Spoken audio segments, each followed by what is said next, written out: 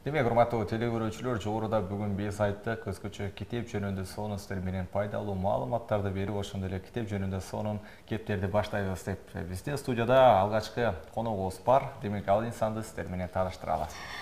Педагогика илимдеринин кандидаты, доцент Кыялбек Акматов агабыз отурган кези.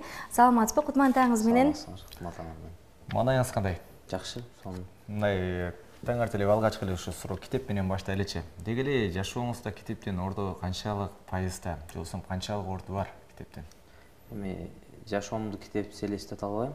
Анткени эс тартып чоңойгондон баштап китеп менен чоңойдум.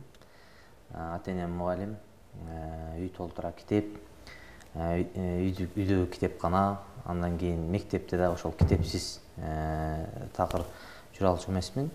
Андан кийин жогорку окуу жайга тапшырганда дагы, анан мугалим болуп кесипти аркалап, журналистикада иштеп, өзүм да ошол китеп түзүү, китеп жазуу боюнча бир топ иштерди аткарып калдым.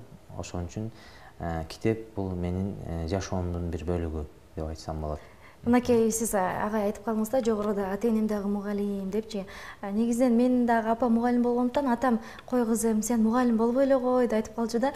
Сизге ким түрткү болду эми бул мугалим болуп? Өзүңүз кызыктыңызбы же болбосо ошол кимдир бирөө себепчи болдубу? Эми ал мугалим болбой эле кой деп айткан, эми мугалимдин баягы түйшүгү да, түйшүгү, жарыбаган айлык, кыйынчылык, ошон үчүн айтса керек. Анан эми бирок мени мугалим бол деп деле эч ким айткан эмес. Ошол ата-энемди көрүп, анан эң негизгиси мени мугалимдикке түрткөн да ошол китептер болду деп ойлойм да. Көбүрөөк окуп, анан өзүмдүн жеке каалоом ошол кесипти тандоо болгон. Мына бүгүнкү күнгө чейин ошол кесипти аркалап келатам. Айтып коюшат да, мугалим өзү балдарга үйрөтүп жатып кошумча өзү дагы тарбия ала кетет дейт да. Демек, ошону канчалык эле бир чындыгы бар деп ойлойсуз? Албетте, эми бул тарбия деген бул татаал процесс, анан үзгүлтүксүз процесс. Адам өмүр бою тарбияланат да. Окутуп жүрүп көп тарбия алган учурлар болот. Анткени ошол окуучулардын жасаган иш-аракети, кээде ошол окуучуларды карап туруп, өзүңдүн туура эмес бир тарбия берип жаткандыгыңды дагы түздөп аласың. Ошондуктан бул туура сөз. Окутуп жүрүп, үйрөнүп, анан тарбиялап жүрүп, тарбияланып алса болот деген сөздүн чындыгы бар. Мынакей билебиз агай, сиз ошол Ордо шаарына жайгашкан жеткен мектеп-лицейин ошол директору болосуз. Анан дагы окуучулар менен иштешүү кыйын эмеспи? Эми албетте оңой да эмес да. Бул кыйын деп айтса деле болот. Анткени ар түрдүү мүнөздөгү балдар бар. Ошол балдардын тилин таап иштешүү, балдардын жүрөгүнө жол табуу, анан ошол менен катар бала менен кошо ата-энесин кошо окутуу, ата-энесин кошо тарбиялоо. Демек, мугалим ошол түйшүккө өзүн арнаган, күн сайын ошол түйшүк менен алектенет. Оор болсо дагы бирок ырахаты көп. Анын эртең ошол балдар бой жетсе, ийгиликтерге жетишсе, албетте мугалим өзүнүн кесибинен сыймыктанат. Баягы саламатсызбы агай деген сөз үчүн канчалык ээргип кетесиң да. Мисалы, автобуста толтура адам баратса, ал экономист болсун, юрист болсун, ар түрдүү кесиптин ээлери болсун, бир гана ошол окуучуң ошонун ичинде болуп калса, эч ким аларга салам айтпайт да, издеп жүрүп мугалимине саламатсызбы агай, саламатсызбы эжеке дейт. Мына ошонун өзү чоң сыймык, түйшүктүү иш болгону менен. Анан дагы көпчүлүк китептериңиз дагы ушул кичинекей бөлүктөргө талим тарбия берүү боюнча багытында экен. Анан эмне себептен ушу балдарга жакын болуп калгансыз? Мен ушуну билгим келип турат. Эми мугалим болгон үчүн балага жакын болосуң да. Анан китептерден мен бир топ эле китептер бар. Өзүм жазган китептер бар. Педагогикалык илимий багыттагы китептер бар. Анан түзүүчү болуп көп китептерди жараттым. Анан котормо жаатында бир топ педагогикалык китептерди котордум. Анан эң негизгиси ушул баланын дүйнөсүн көбүрөөк тааныгым келет да. Балдардын күлкүсү, балдардын баяу дүйнөсү, анан ошол бала аркылуу анан ошол тарбия жаатына бир жол тапкым келет. Ошол бала аркылуу ата-энени үйрөнгүм келет, бала аркылуу мугалимди үйрөнгүм келет. Ошон үчүн балдарга багытталган, тарбиялоого багытталган бир топ китептерди жараттым деп ойлойм да. Анткени ошол тарбиялоонун, окутуунун негизги объектиси бул бала.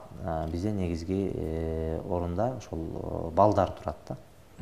Ана баягы бешиктеги балага дагы биздин ата-энелерибиз ушул баягы окуяларды айтып берип, жомокторду айтып беришет да. Ана негизи ушул өзүңүз айтсаңыз, деги эле балага кичинекейсинен баштап кандай китептерди окутушубуз керек? Жана деги эле баягы сиздин оюңуз кандай китептер? Азыр ар түрдүү китептер чыгып кетпеди. Деги эле балага туура тарбия берүүдө бул китеп сөз түрдө ордучу. Демек сиз кандай китептерди сунуштайсыз? Эми бул балага элдик педагогика да, балага жомок айтуу, балага ырларды айтуу, баланы кичинекейинен баштап, эс тарта баштагандан баштап китеп менен жакын кылып чоңойтуу, бул албетте келечекте баланын тарбиясына чоң таасирин тийгизет. Ошон үчүн балага китеп тандоодо ата-эне албетте жаңылбаш керек. Баланын тили чыга элек мезгилден баштап эле биз китептерге жакын кылып өстүрүшүбүз керек да, анткени түстүү китептер. Мына ошолорду бала барактап, анан ата-эне окуп берип, дайыма кыска тексттерди окуп берип, албетте тарбиялык мааниси бар. Ошол жомоктордон башташыбыз керек го. Бала эс тартып чоңое баштаганда атасы, апасы жомок айтып баштайт. Кийин бала ошол китепке канчалык жакын чоңойсо, үйдө китеп толуп турса, бала кийин ошол өзү да китеп окуганга, өзү да ошол китеп дүйнөсүндө жашаганга жакын болот да. Анан үйдө такыр китеп көрбөй эле асты дубалдагы, жер дагы килемге толгон, анан башка байлыктарга толгон баладан, байлыктарга толгон үйдө чоңойгон баладан эртең бар китеп окуйт, анан жан дүйнөсү ошол китепке жакын болот деп айтыш кыйын да. Ошондуктан дайыма канчалык байлыгың болбосун, сөзсүз түрдө баланын айланасына ошол китеп топтоп, күндө көзүн китепке тойгозуп, китепти көрсөтүп жүрүш керек да. Анан азыркы учурда баягы кичинекей балдарды көпчүлүгүбүз деле көрүп калдык. Аласытуу керек болгон учурда сөзсүз түрдө колуна смартфондорду бере калып, YouTube'га киргизе калып, ошондо аластмай жабылып калды. Сиз айткандай, китеп окуп берүү бир топ эле артка жылдырылып калып кеткен сыяктуу да. Анан эки баланы салыштырып көргөндө сиздин көз карашыңызда кандай? Китеп окуган бала менен китеп окубаган бала. Ал эми бул баягы учурдун көйгөйлүү маселеси бала тарбиялоодо. Мен жакында бир Кут билим гезитине, анан Кут билим сайтына макала жарыяладым да, мектептеги бир тарбия көйгөйү же сотке баш балдар баяны деп. Балдарыбыздын баары сотке баш болуп калбадыбы? Анткени кичинекей кызыбызга дагы ошол 2 жаш, 3 жаш болсо дагы телефонду карматып коебуз да. Мунун аябагандай чоң зыяны бар. Анан балдардын баардыгы баягы электрондук китеп деп эле ошо соткага жабышып, кечки ошол китептердин баардыгын ошого жүктөп алсак болот экен деп, ал тургай чоңдорубуздан бери китепти том-том кылып көтөрүп жүргөндөн көрөк, ошол миңдеген китептер смартфонго батат экен, ошону менен окуй берсек болот дейт да. Бирок китептин өзүн кармап, барактарын шуудуратып, китептин жытына тоюп окуган башка да. Анын таасири башка, анын ырахаты башка. Ал эми смартфон биринчиден зыян ден соолукка, балдарга албетте айрыкча баягы көзгө зыян. Анан экинчиден баары бир ал китепти колуң менен, мен мисалы колум менен кармабайынча электрондук китептер мен деле толтура алып жүрөм. Сапарга чыкканда башка жакта окуйм. Баары бир ошол китептин өзүнүн оригиналын кармабайынча курсагым тойбойт да. Ошондуктан балдарды ошол смартфондон мүмкүн болушунча алыстатыш керек. Аларга окуса окуй албаса дагы китеп кармата бериш керек да. Анан белек смартфон алып бергенден көрөк томдук китептерди алып бериш керек. Туулган күнүнө балдарыбыз соодалаша баштабады, мен туулган күнүм болгон атат, мага смартфон алып бересизби депчи. Анан мен дайыма айтам, смартфондон мурун сага мен көп китептерди алып берем, китептердин топтомун алып берем. Бала акырында ошого көнөт да, көндүрсө ата-энечи. Биз бул ата-энелер чоңдор эле күнөөлүүбүз негизи, баланын китеп окубай калышына дагы, анан телефондорго жакын болуп өсүшүнө дагы. Демек, урматтуу телекөрүүчүлөр, китеп дүйнөсүнөн дагы да болсо кеп салабыз. Биздин маектөрүбүздө отурган конокту сиздерге дагы бир тааныштырып өтөлү. Педагогика илимдеринин кандидаты, доцент Кыялбек Акматов агайыбыз отурган кези дагы бир ирет кош келипсиз. Урматтуу телекөрүүчүлөр, баса белгилөөчү нерсе, бүгүнкү күнү өзгөчө 27 май китепканалар күнү. Ошондуктан китеп дүйнөсүндө азыр биз саякатта жүргөн кезибиз, китеп тууралуу кеп кылып жаткан кезибиз. Анан агай, учурда мисалы үчүн бир күндүк планыңызда китеп окууга канча убакыт бөлөсүз? Эми ар кандай болуп калат. Себеби баягы мектептин түйшүгү көп да. Анан жумуш учурунда окуганга мүмкүнчүлүк жок учурда. Көбүнчө кечинде китеп окуйм. Жок дегенде күн сайын китеп кармабасам болбойт да. Өзүмө жаккан китепти тезирээк окуп бүтүргөнгө аракет кылам да. Күн сайын убакыт бөлөм. Анан дагы учурда көпчүлүк айтып калышат адистер, китеп окуучулардын саны ошол 35 жаштан 45 жашка чейинки гана курактагылар көбүрөөк сүйүп окушат. Ал эми жаштардын кызыгуусу китепке азайып кеткен дейт. Буга сиздин көз карашыңыз кандай? Эми баягы ар кандай изилдөөлөр бар да, бирок учурда жаштар деле көбүрөөк эле кызыгып калышты. Анткени баягы китепке улут деген долбоорлор, баягы бир адамдан бир китеп деген долбоор, мына Иман фонду өткөрүп атпайбы? Анан жерлерде ушул жаштар демилге көтөрүп, айыл китепканаларын уюштуруп атат. Анан атайын китеп конкурстарын уюштуруп атат. Мына жакында биз деле бир топ 1-2 китептин китеп конкурсун уюштурдук. Ошондо деле жаштардын китеп окуй турганына биз күбө болдук да. Анткени ошолорго бир багыт жок экен, багыт жетишпейт экен. Анан китеп окууга ошол багыттап, ошого тарткан бир шарт болуш керек экен да. Анан эми бирок негизинен ошол 35 жаштан жогорукулар баягы көбүрөөк убактысы болуп калган учурда көбүрөөк баягы китеп окуганга мүмкүнчүлүк алса керек да, мына ошого таянып айтып атса керек. Бирок жаштарыбыз дагы көбүрөөк азыр кайтып калды китеп окуганга. Мынакей агай, мектепте, ушул университетте өзгөчө окуучуларга агай болуп келе жатасыз да. Үйдө дагы балдарыңызга убакыт ажыратасызбы? Үйдө дагы агайлык кыласызбы балдарыңызга? Баягы эме дейт, кол устанын тогоосу жок деген кыргызда сөз бар го. Көбүнчө сыртта бирөөнүн балдарына күйүп, анан мектепте жүрүп, бирок үйдө чындыгында балдарга убакыт ажырата албай калган учурлар көп болот. Анткени аларда көбүрөөк апасы, чоң атасы, чоң энеси деген ошолор алек болот балдардын тарбиясы менен. Эми баягы көңүл бурбай койбойм деп айта албайм, бирок анчалык көп убакыт чындыгында ажырата албай калам. Анан агай баягы азыркы учурда смартфондор жөнүндө да жогоруда кеп кылып калдык элек. Сиздин дагы китептериңиздин балким электрондук версияларын дагы Play Market сыяктуу тараптардан көрсөк болобу? Мисалы биз азыр эми акыркы мезгилдерде ошол нерсеге көбүрөөк ыктап атабыз да. Мисалы жакында эле бир китеп чыгардык. Бала тарбиялоонун жаңы ыкмалары деген китеп. Бул котормо, абдан сонун китеп ата-энелер үчүн. Мына ошондо биз атайын артына дагы бир китепти белек кылып киргизип койдук да. Мына баланы тынчтандыруунун 50 ыкмасы деп турат. Play Marketке кирип, анан мына баягы QR код сканер деген бар. Мына ошону жүктөп алып, анан ушул китепти алгандан кийин бул кодду окутса, ичинде дагы бир китеп белек бар да, PDF форматта, мүмкүнчүлүк бар. Ушул китепти алып, өзү менен кошо окуса болот. Анан бир топ дагы пландарыбыз бар, эми китептерди чыгарып атканда, мен эми көбүрөөк педагогикалык багыттагы китептерди чыгарам да. Мисалы, мына 21-кылымдын мугалими деген 7 китептен турган топтом электрондук ошол китепке тиешелүү материалдарды биз китептин ичине киргизип коелу деген максаттарыбыз бар.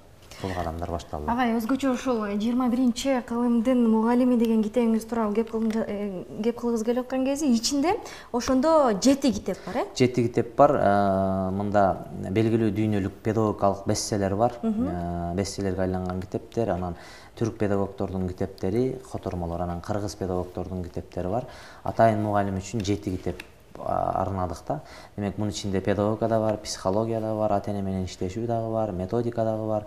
7 китепти окуган мугалим бир топ өзүнө бир бай тажрыйба топтой алат деген биздин аруу тилегибиз болгон. Азыр кызыгуу менен алып окуп атышат, буюрса. Анан дагы урматтуу телекөрүүчүлөр, эгерде сиз дагы жакын инсаныңызга кандай белек кылсам жакшы болот деп турган болсоңуз, демек көпчүлүк учурда мына ушундай сонун белекти ыгарсаңыз болот экен. Мунун ичинде 7 китеп, ошондой эле бирөө көргөнгө да мындай өтө ыңгайлуу экен, көтөргөнгө ыңгайлуу экен чынында. Анан агай, жашоодо деги эле белек алууга, анан белек берүүгө кандайсыз? Ким эле баягы жакшы көрбөсүн, белек алганды, белек бергенди жакшы көрөт. Көбүнчө китеп алсаңыз керексиз белек. Көбүнчө китеп алам, анан китеп бергенди жакшы көрөм белекке. Бирок эми кээ бир адамдар жакшы көрбөйт да китеп белек алгандычы. Аларга баягы материалдык башка нерсе керек, пайдаланганга керек нерсени каалашат. Бирок мен ошентсе да дайыма китеп бергенди жакшы көрөм да. Кооз анан окуй турган ошол анан кайсы тармактагы адамга белек тандасам, ошол өзүнүн тармагындагы китептерди алганга аракеттенем да. Мугалим болсо мугалимдикке тиешелүү, бизнесмен болсо бизнеске тиешелүү, бир жетекчи адам болсо ошол жетекчилик, лидерлик сапаттар жөнүндө китептерди тандап бергенге аракет жасайм да.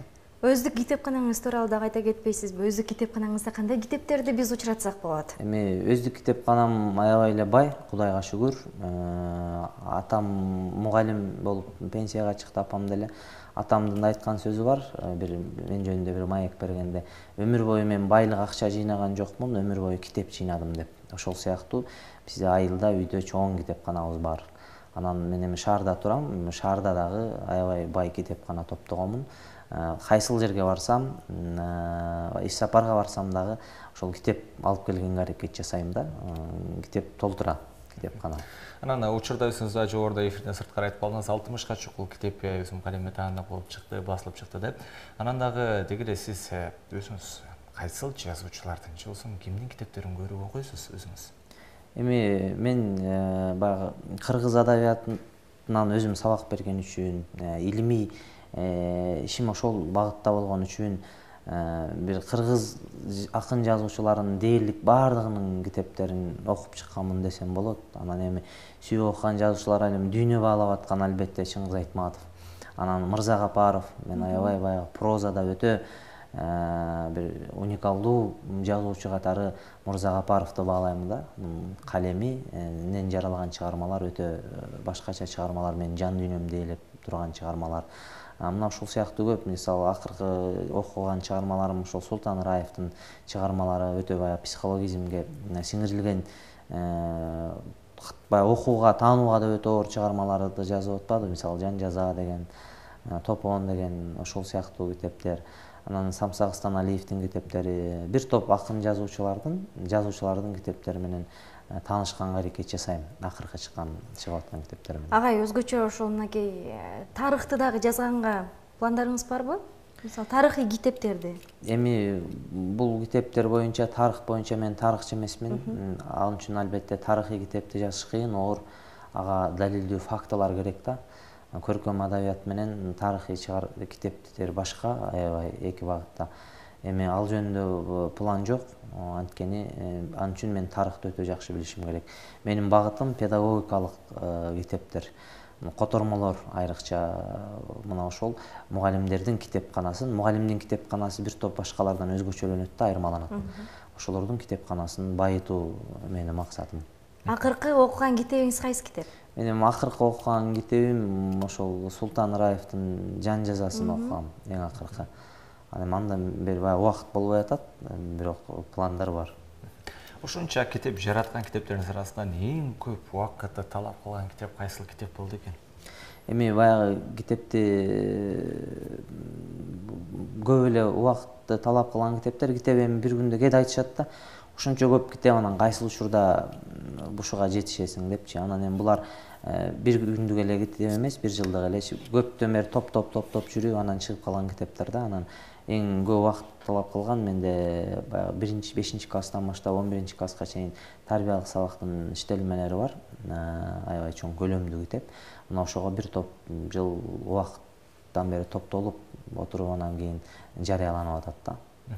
Анан дагы сиздердин бүгүнкү майрамыңыздар менен да чын жүрөктөн куттуктайбыз агай. Анан дагы бизге бөлүнгөн убакытта мына ушинтип соңуна келип жетти. Жалпы телекөрүүчүлөрүбүзгө жакшы бир каалоо тилектер бизден чаңырсын. Рахмат силерге да чакырганыңар үчүн. Бул китеп майрамы баарыбыздын майрамыбыз. Дайыма үйүбүз китепке толуп турсун. Балдарыбыз ошол китеп менен акылдашып, китеп менен сырдашып, китеп менен жан дүйнөсү байып, дайыма ошол китепке жакын уул кыздардан болуп чоңойсун. Чоң рахмат, айтканыңыз келсин. Урматтуу телекөрүүчүлөр, эфирдик сапарыбызды улантабыз. Азыр болсо психологдон кеңеш угабыз. Таңды кандай тосуу керек, анда психолог жооп берет.